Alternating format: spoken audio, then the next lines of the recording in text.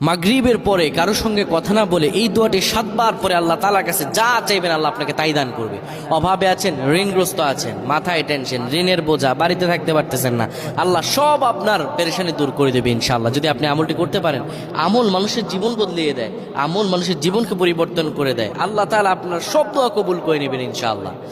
মাগরিব নামাজের পরে কিবলামুখী হয়ে থাকবেন, কারো সঙ্গে কথা বলবেন না, কারো সঙ্গে কথা না বলে কিবলামুখী হয়ে আপনি পড়বেন আল্লাহুম্মা আজিরনা মিনান নার, আল্লাহুম্মা আজিরনা মিনান নার, আল্লাহুম্মা আজিরনা মিনান নার।